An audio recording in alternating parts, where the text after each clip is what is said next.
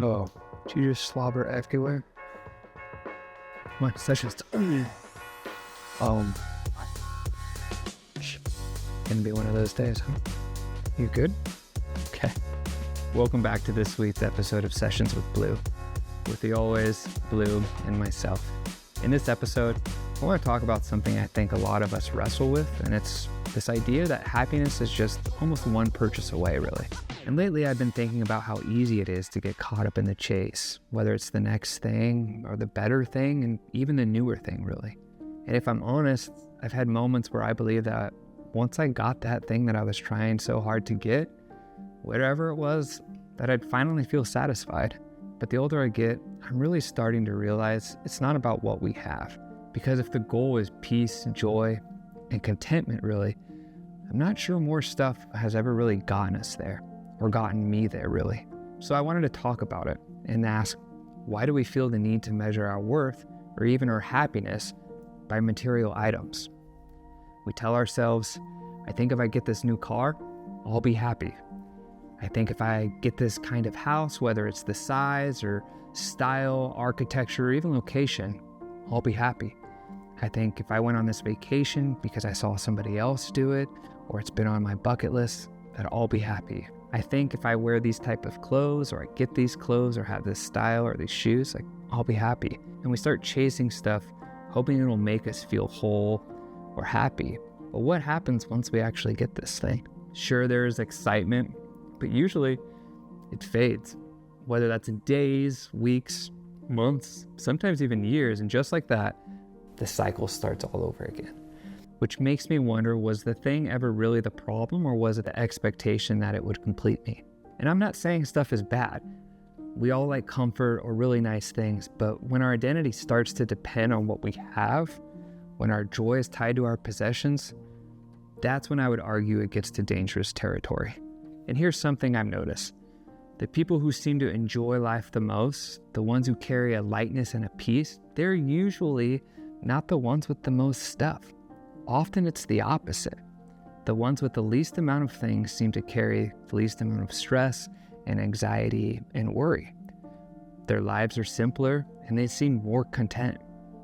And we're sold on this idea every day that happiness is almost like one purchase away. But often we're not buying stuff because we need it. We're buying it because we feel like we should. Because they have a nice house, or they have a nice car, or they go on cooler vacations. And if we're not careful, we'll spend our whole lives, quote unquote, grinding and adding stress and not really chasing our dreams, but we're chasing someone else's image. There's this old comic strip called Keeping Up with the Joneses, and it's from 1913 by the American cartoonist named Arthur Pop. And the comic showed the social climbing of the McGinnis family in this comic, who struggled to keep up with their neighbors.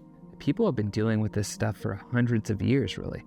And it reminds me that it's just a race with no finish line. Almost like a competition, no one ever wins, and all it leaves us with is anxiety and stress and this feeling that whatever we do have right now, it's not enough. I want to turn us to Matthew 6, verse 19, where Jesus is speaking, and he starts off this verse by saying, "Do not lay up for yourselves treasures on earth." And if you notice, his first two words in this verse is "do not," which to me, and what I believe is that's a straight command from him, because he states in all of his other commands throughout the Bible with "do not" as well. So the phrase "lay up" in this context means to store or to stockpile or to make something the focus of your efforts. And I want to preface this, he's not saying that it's wrong to have money or possessions or nice things, but he's cautioning us not to center our hearts around them. And the second part of this verse, which is where moth and rust destroy and where thieves break in and steal, while slowly eat away and ruin clothes and certain materials. And rust can really rot the strongest of materials, which hold up foundations to building and bridges and homes, right? And thieves come in and they take possessions that you worked so hard on getting.